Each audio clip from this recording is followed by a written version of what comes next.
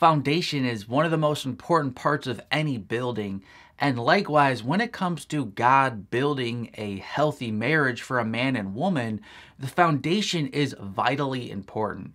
So in this video, we're going to talk about 4 signs that mean God is building a strong foundation so a man and woman can have a healthy marriage together. Number 1, God builds a healthy foundation for a marriage by teaching the man and woman the meaning of life. When we think about having a marriage that pleases the Lord, oftentimes our mind goes to those parts of scripture like the romantic love expressed in Song of Solomon, or maybe the roles of a husband and wife as outlined in Ephesians 5, or maybe how to honor the Lord in your sexuality like it talks about in 1 Corinthians 7. While all of these themes and pointers are extremely valuable in helping you have a healthy marriage, we need to place those principles and themes in their larger biblical context if we want to actually operate properly in those. So while scripture really does have a lot of valuable information that can help you live a strategic and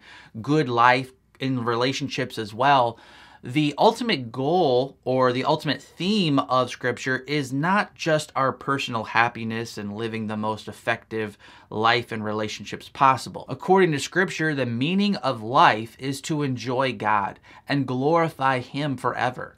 This is accomplished in many ways, but the primary way we accomplish our mission is by receiving God's love and loving Him in return. This lesson has to come first because marriage is meant to serve our overall purpose of loving God and glorifying Him. Number 2, God builds a healthy foundation for a marriage by teaching the man and woman how to love each other out of their love for God. When Jesus was asked what's the most important command in all of God's written law, He said in Matthew 22:37-40, "You shall love the Lord your God with all your heart and with all your soul and with all of your mind.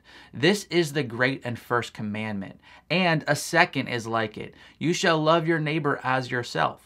On these 2 commandments depend all the law and the prophets." It's important to highlight how Jesus linked these 2 commands, even though He was only asked, "Teacher, which is the great commandment in the law?" Jesus was teaching us that you can't really accomplish the first commandment of loving God without also accomplishing the second commandment of loving people, and vice versa. You can't love people, the second commandment, without first operating and obeying the first commandment. Notice again how this link is expressed in 1 John 4:7-8. "Beloved, let us love one another, for love is from God.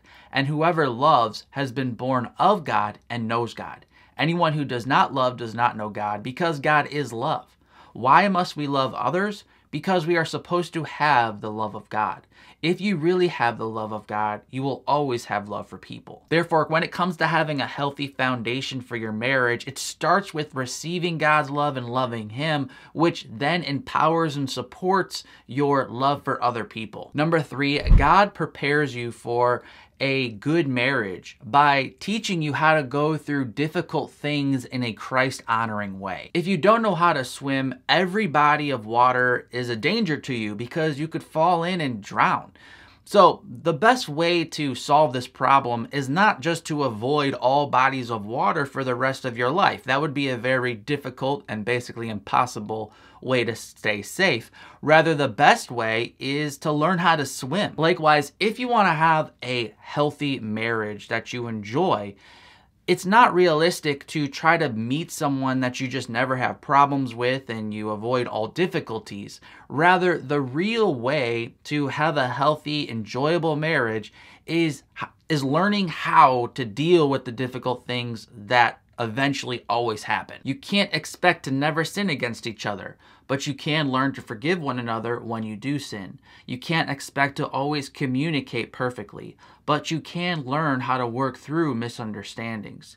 You won't always know what the best path is, but you can learn how to seek God's wisdom so He can guide you. And number 4, God builds a healthy foundation for your marriage by teaching you both the true way to love. So far, we've talked about how you have to have God's love so you can love someone else. And if you're going to love God, you have to love other people. But what does it actually mean to love? According to Scripture, it means that you sacrifice for them and you're willing to put your needs behind their needs. You're willing to do what's best for them, no matter the cost to yourself. As Jesus said in John 15:12-13, "This is my commandment, that you love one another as I have loved you. Greater love has no one than this, that someone lay down his life for his friends." It's always a huge help to this ministry when you give these videos a thumbs up. That helps it spread to other people who might need to see this content as well. I'm Mark from ApplyGodsWord.com, and I'll see you at the next video. God bless.